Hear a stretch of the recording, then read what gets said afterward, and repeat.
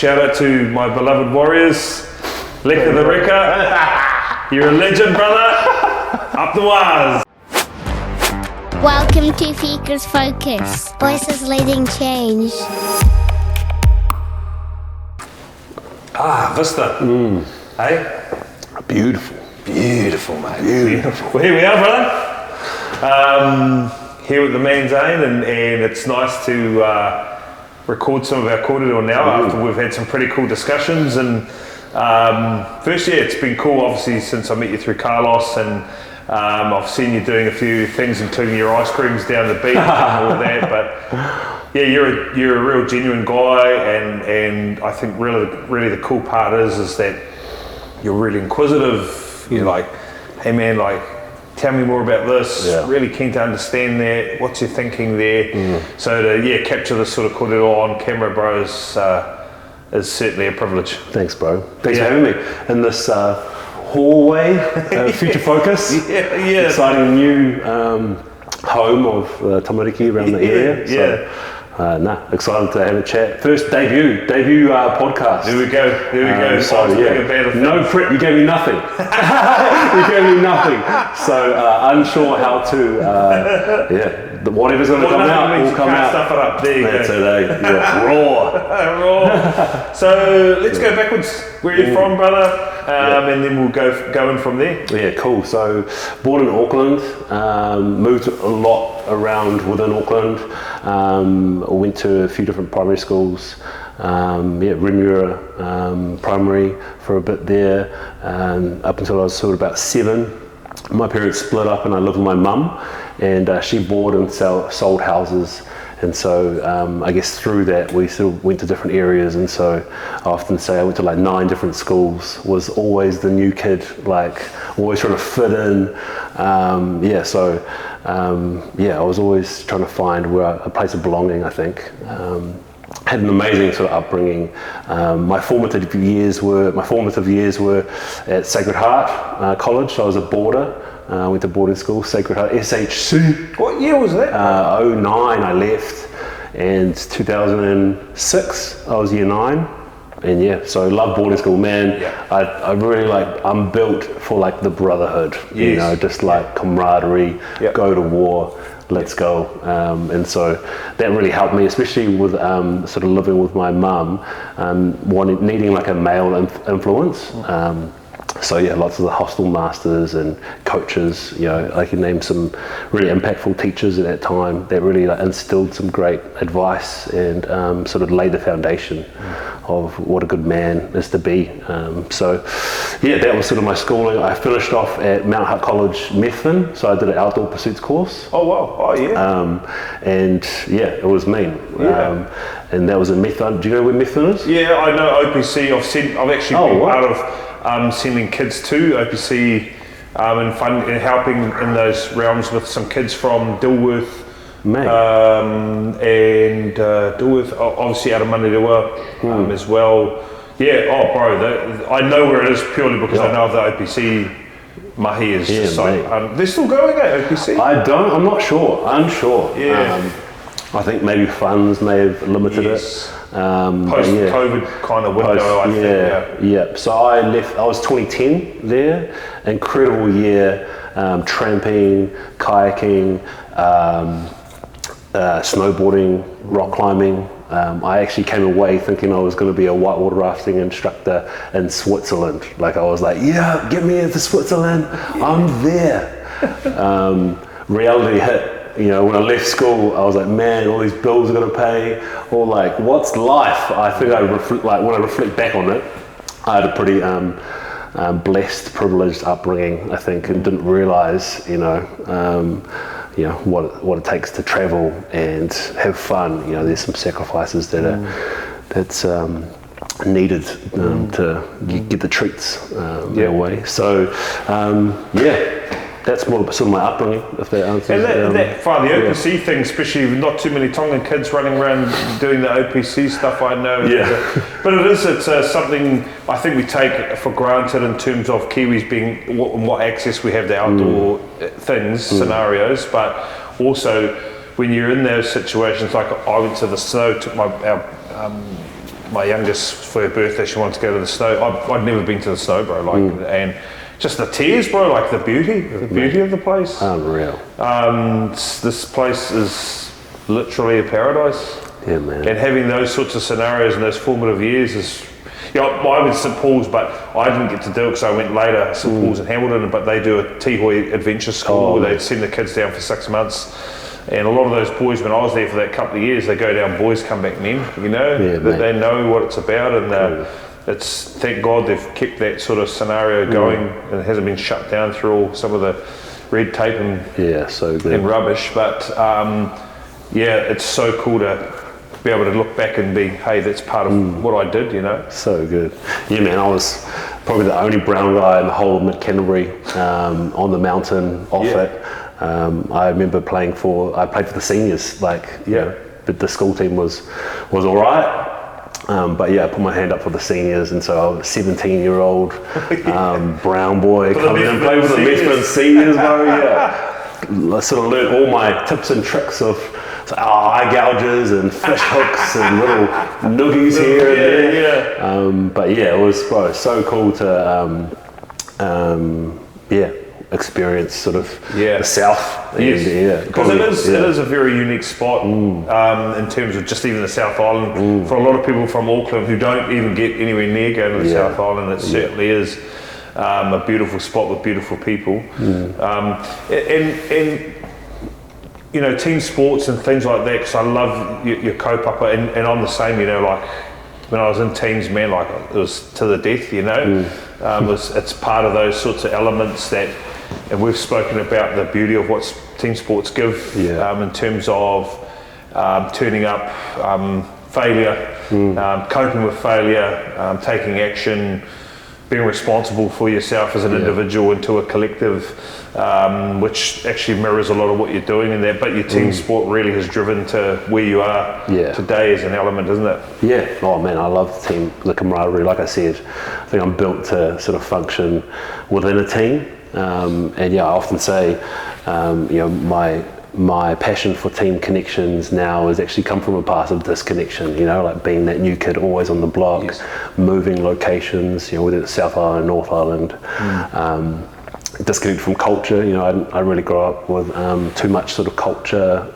environment, Tongan environment, or Māori environment, to be honest. And so, when I got called into the Tongan team, that was like rattling for me, Like I was the only person that couldn't speak any Tongan, felt like the mean imposter syndrome. And so, when you're built to be in a team and function in a team, and it's tough when you're sort of trying to fit in and get your hands stuck in. How did you navigate that mentally? Obviously you had to go out and perform, and obviously the language of bashing people on the field is something we you and I both, I understand it certainly, but you're talking to something that is actually quite an overwhelming piece to imposter syndrome. We can certainly uplift that and put that into businesses or leadership, right? Sure. It's such a familiar term you'll hear people say. What were some of the strategies you went through to cope with that? How long's the potty? What's the potty? I guess I'll go back to my year after OPC and Mount College Methven. I ended up, sort of long story short, just a few, compounding, moments that were pretty unhealthy, like I got stuck into a bit of a bad crowd down there, got into gambling and smoking hard out. I remember just gambling all my money away and then just having enough. I was doing a building apprenticeship at the time, gambling all my money away and then have enough just for a pack of Port Royals, filters and papers, and that would be like my breakfast, lunch and dinner. And so 6 months of that, a year of that, sort of got me in a real bad headspace, and a few other things happened, and it got to the point where my mum was overseas. She came, picked me up, and I was like a beaten dog. Like I couldn't receive love. I was like scared of the night. Like, to be honest, I was like, I was really unhealthy. One night, not so long after she picked me up, I like took the car, we'd cleaned the car up, and I'd driven, this was in Auckland, we'd landed in Auckland at that stage, and I ended up driving the car up State Highway 16, just like thinking the world was going to end, like literally like had this deep conviction, world's going to end, and someone's like chasing me. I run out of gas and I'm like, man, what do I do? I got no phone on me, no keys, nothing on me. Haven't told anyone where I am, and it's like 4 o'clock in the morning and I'm on like in the mountains in State Highway 16, just like on the side of the road, no gas. Like, what do I do? So I just like go to the back seat, I lie down, I'm like, oh man, my thoughts are like chaotic. I'm like restless. I'm thinking like, oh man, I might as well just walk. So I lock the car and I start walking back down the road, like highway, like middle of the, like, yeah, it's like early as in the morning. And I'm thinking, man, what is life? Like, I was literally like, man, what is life? And the only haka that I knew was my Sacred Heart haka. So I just started busting up this school haka. And it was sort of like a real cry of just like search, I think, for the purpose of life. And I ended up getting really frustrated. I was like, man, stuff it. And so I started running onto oncoming traffic, like full on, like pukanas. And it was honestly a miracle I didn't like get hit. Yeah. I remember standing right in the middle of the road on in front of like a blind corner, splitting like a mob of motorcycles. Holy! Someone had obviously called the cops, and the cop, swings, like hours later, I think probably lunchtime, I get picked up by a cop, and he's like, what are you up to? And I'm like, no, I'm just walking back, just running out of gas, chill out. So I had these like massive mood swings, like huge, from like real hyper to like real low. Anyway, I wind up in ICU, North Shore Hospital, like in the crazies of crazies, locked in, doors, TV remotes, robes, no laces. And I'm there as a 19-year-old kid just thinking, man, what is life? Like, I'm done. I'm literally done. Like, I've got no community. At that stage, I disregarded all family. And I like wake up and I'm like in a cell with like Cameron's cell. I'm like, what's going on? Anyway, I didn't want to see anyone except my old first 15 coach, Dave Dillon. I don't know if shout out to Dave. Dildo, bro. I was about to say that, man. Yeah. I know him very well, brother. Dave turned up, bro. Yeah. So he obviously heard through my mum, where I was at, and Dave come see me in like closed ward meeting room, and I'll never forget. He would be like, he's like, just sat there, and I'm there like just a 90-year-old broken ass, and he's like, you'd be a great teacher. You'd be a great teacher. And I was like, what? My life's so like, are you sure? I'm done. Anyway, and still that hope, that hope of like, man, there is a future. He's a pretty uplifting fella. Yeah, bro. So, needless to say, I sort of made my way out, got healthy, got on the meds, and redeemed a relationship with my mum, and started just like clawing back against the consequences of my actions. Another key phrase was said by a good friend was, although your actions, there's consequences with your actions, this won't define who you are. And man, I just like held on to that. I'm like, man, everything in me wants this to be a defining moment and my life's over, the poor me, or the victim mindset. So not long after, I applied for Waikato University and got in as a primary teacher. And so I ended up dropping out because rugby started kicking off, 6 months later, and I realised that I just liked hanging out with kids, not teaching them. Oh, so did you play for varsity? So I played for Hamilton Marist. Oh, yeah. Was Sean Bobbo? So Dave, Bobbo was there for a bit, and so Dave was like, "Oh, mate, go to Hamilton Marist. He's a proud Marist man." And so I was like, "Dave, I want to do whatever you say." And so that's how I got into Hamilton Marist, and loved it. Yeah, first 5 years there, and so I say that to answer your question with like mental health. I think I definitely share that with all my team building workshops. Is like, man, So such is life. Like, So let's go back to the question. Yeah. What is life? yeah, such is life. You know, we were talking through that. What is life? And you and I have had moments of epiphanies that thankfully we've survived. You're talking about Dildo there as an individual, stepping in.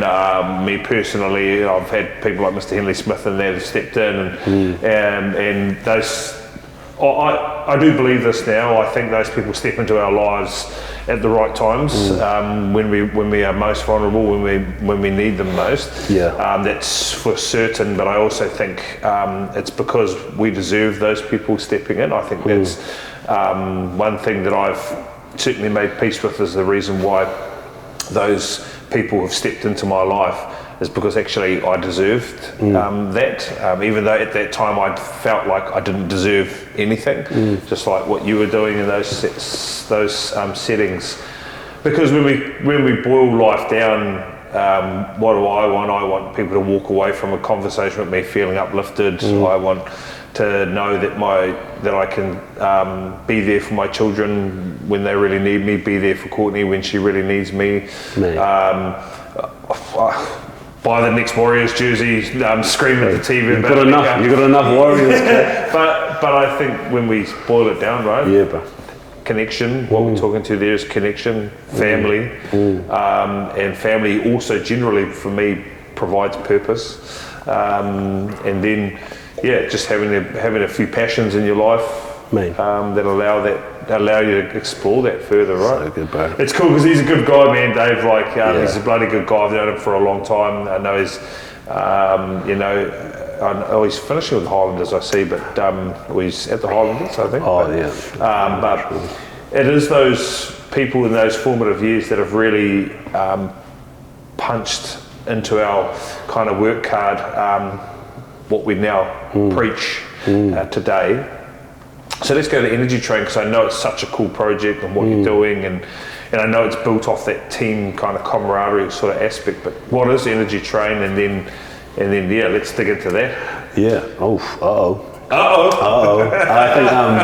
think I guess to tag on the back of like what is life for me, and that sort of segues nicely to what I do now. It's like a huge, for me, faith component. Not long after I lost the plot, I got invited to go to church, and I was like, oh man, I don't want to go there. I hadn't connected before, rocked up to church, and man, just like was struck at like the electric guitar and the drums. I was like, damn, what? Church is killing in here. Like this, sort of shattered my beliefs and expectations during worship. Man, it felt like God just say, son, you're home. You've been through all that crap. I was with you, and that was 2013, and that really started rebuilding the foundation of who I am, and definitely the importance of relationship. Not religion. It's so crucial, the relationship piece.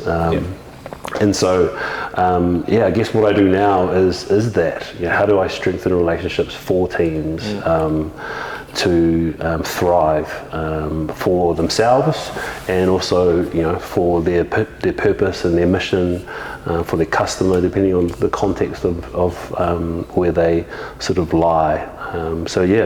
It's sort of been brewing in me for a few years throughout my rugby sort of career, the tail end of a career that was sort of filled with injuries and concussions, and I've got 3 kids now, so priorities, change, and so I just started having a jab at business, I guess, and that opened up a whole can of worms that I'm super excited about now. And so for the last 2 years, I've almost had this mission to have 100 coffees, and you're sort of one of them, around how can I capture the learnings from others and what they do, and just ask them really honest questions and good questions of what they've learned. And so it's sort of started snowballing a bit of the learnings, and so I'm just taking bits and pieces of other people's lives, other people's journeys, and trying not to cake it really, in a way, to be honest. So, and that's what I'm talking to, is the vulnerability that you have to go in and step in and ask questions, which is a leadership trait in itself anyway. I find more and more people are having to use a little bit of, well, quite a lot of vulnerability in essence to say what they're good at and what they're not good at. No leader is blessed with the actual even when you talk about a level 5 leader, it's great. Like, there's still elements to leaders that do let them down, and generally vulnerability is a way to actually smooth that pathway out so people can step in and enhance that window of it. You know, it's crack up brokers, like, I would disguise it as passion, but actually I can be quite intrusive with energies, not in a bad way, but you know, I jump in like the excited puppy, and I've recognised even in our own business, you know, I would slow people's, here's me preaching about life and balance, and hey, you know, just leave your laptop here, but then I come and steal an hour of their time. So that's very contradictory in that. So first I've had to apologise for that, and then also be able to build an environment where people can say, oh, can I catch up with you later? You know, and I'm like, yeah, cool, sorry. Or now that I ring ahead, or, you know, text, hey, you free, can I catch up for half an hour or whatever? And actually stick to what I'm saying too, not, so good. Yeah, I'm coming down for half an hour and 3 hours later. But in saying that, we also want leaders to be able to go out and connect and step into, and that's the key for me, not having too much of a schedule anymore, is because they can do the reverse. So good. Because that's what I want. That's what I want to encourage. But without vulnerability, I wouldn't have been able to kind of point at that. Because I used to see it as a strength, but actually didn't have the ability to kind of weigh up what the other people were feeling. And what about in terms of, because in your experience, what are you seeing in leaders that you know is an absolute crucial part to their own success? I'm not meaning the success of the entity or whatever it is they're running, but just for their own success. What would you say out of the 100 coffees would be a similar theme or something that you come across?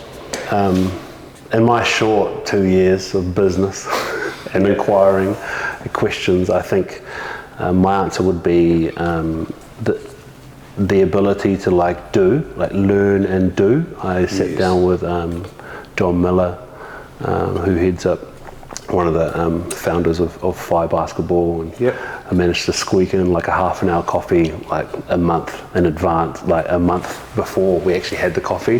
So I got one question, literally there's going to be one question, and I just said to him, out of all the books and all the resources, how do you transfer books to business? And he just said, I have a great ability to learn and then do, essentially apply those learnings. So that would be my, my real golden nugget of like, not just talk about it, not just like say it was cool or think it was cool. How are you applying? And so I really respect. A few weeks ago, I asked you if I could sit in to your council meeting, and it was really to observe those things. You got me onto 21 irrefutable laws of leadership. Unreal. John C. Maxwell. John C. What a voice. What a voice. Voice of wisdom. And so I pumped, 9.5 hours of that, was supercharged by the learnings. You mentioned it as a great book, and so I sort of wanted to see how you've digested that, and it was so cool seeing those, capturing those principles, being outworked and observing that. So kudos to you, bro, around doing it, doing the damn thing. The learn and do principles exciting. I hope that's the most exciting part of a leadership journey for anyone is. Especially if you don't want to come from a lens always of, this is what I experienced with leaders and I didn't like that, so I'm not going to do that. I'm going to do something else. Cool, but go out and find, like I read avidly about leadership, And I remember asking myself the question a couple of years ago, like, could I be CEO of another company? Not that I was CEO of our company, my wife and I were running it, but that was a key question, because what I wanted to do was point out to myself kind of what I'm really good at, what really brings value to the business. And bringing value means, does it help the business make more money? Because you have to be profitable. That's how business works. You can't do it as a hobby. Does it empower our people? Does it help environments to build environments for people to win? Does it allow leadership to be the top of its game? And it's those sorts of things. And it was crazy when I read books, and like American Icon is a real good book that I read, which is about Alan Mulally, and then Made in America, which is Sam Walton, about Walmart. And some of the themes that they talked to were just having straightforward, easy approaches to dealing with your front-facing people. They're the people on the front line. And everything's rubbish after that. If the people on the front line are not able to do what the people on the front line have to do, and then ultimately need to do, then you're probably not winning. And even that, we've had to digest a wee bit in an environment sometimes where winning is not being celebrated anymore. I think that terminology, winning, doesn't necessarily mean me beating someone else. We've got to be clear about that. I think winning is winning in your own terms. What's your result? What's your win? What's your result? You spoke about it. It's like, it's a win when someone comes in and connects with me, or I get a half hour, or I go to church, or, and those things. So although I really want to see more winning coming back into society, that's a personal kind of belief of mine. How do we really build environments that allow people to win? And so the doing comes back to what we kind of identified that down as. It's like leadership matters, for sure. We certainly understand that.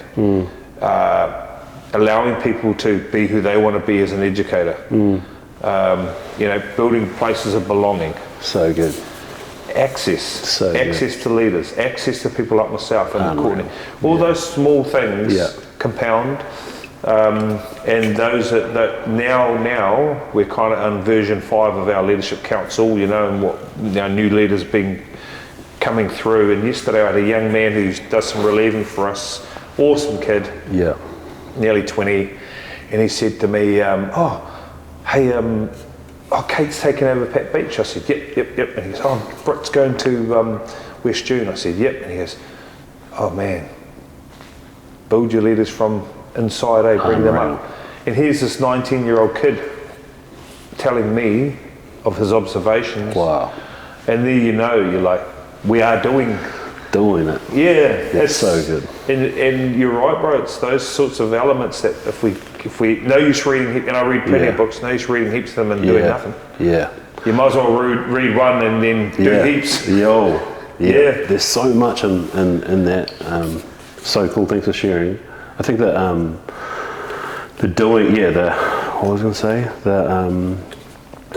the greatest learning that I had from rugby, by far, was the ability to respect the process. Respect the process of doing things well, and it sounds like multiple locations, huge focus is banging and Papamoa, there's space, there's capacity. I'm hearing great things from what you're just saying and doing, more importantly. And for me, I sit on the other couch, I'm 2 years in, baby, in the business, energy trains. I'm a solo owner, operator, all the different hats. I sit here where it's like, I'm doing other things too. I literally came from a garage build on site, thought I'd just have a quick shower and get changed. I sit here my day's filled with other stuff. And so it's cool, it's real encouraging that one day, maybe, who knows, multiple locations, and we're at that place. But understanding the results and what is the result, what is success for me and for you, obviously for everyone, is really crucial of that process, doing that well, doing that right. And so man, I'm just having a crack here, taking leaves, man, taking gems from people. So and just to probably wrap up, you've talked about some of those key figures. You talked about tough times, you know, recuperation of relationships, faith, footy, having a go, having a crack. If there's someone watching this who's sitting in a similar seat that might be like, oh, I'm 2 years in and I'm doing everything, what would be your advice to that individual, that one step they can do that allows them to maybe make some forward momentum? The golden bullet, eh? Is that what you're asking for? Yeah, and I like to think Russ always sums it up beautifully where he says you've got to think about it at times. Sometimes you've only got one bullet and you need to shoot to kill something to eat. Yeah. And then you get that, and you get more energy, and then it allows you to generate maybe 2 or 3 bullets, and you can be a bit more. But if you have not necessarily the golden bullet, but this time you've got to shoot one bullet to allow you to eat so that you can get more energy to go and get more. Yeah.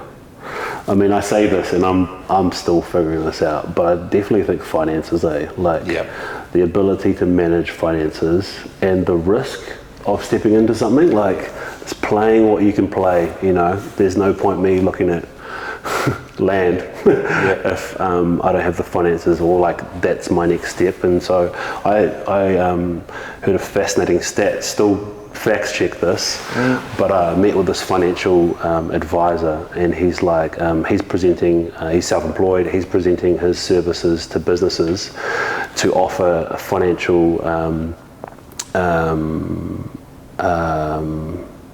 coaching for their employees, because you know, research, he reckons the stats are that people who are financially stable are 60% more productive.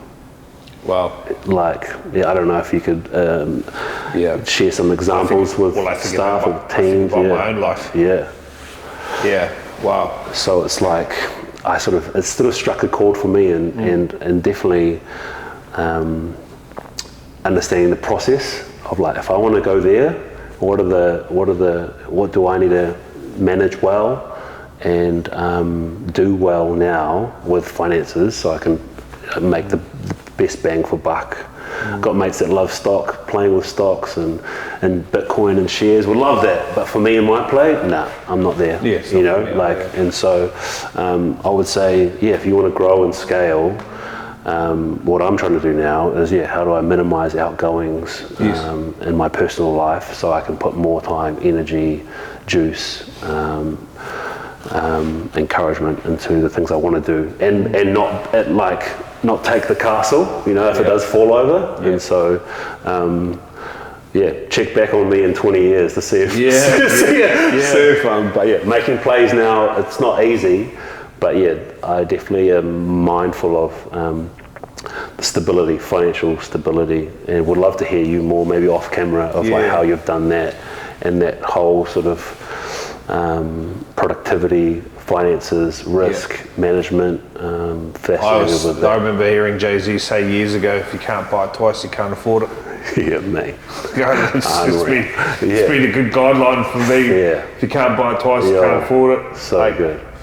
I was like, because you're right, bro. Like, financial success is key. Personally, business, everything. Like, and I'm not saying you need to be a millionaire or a billionaire. I'm just saying, like, get a grip. So now I totally with that for businesses. It is, and we've seen businesses hurt. In the last year, 2 years, and cash flow is king, man. Oh, for sure. So, all right, brother. Well, man, I'm sure we could go on all day, but for your debut, you've done really well. Thanks, bro. And there's certainly a lot of great things out of this. Where can we find you? The energy train, things like just in Papamoa, scooping ice creams. No, jokes. No, just online. It's just a website. Best this phone number. I'm sort of pivoting a little bit to, it's funny, sorry, how much time have you got?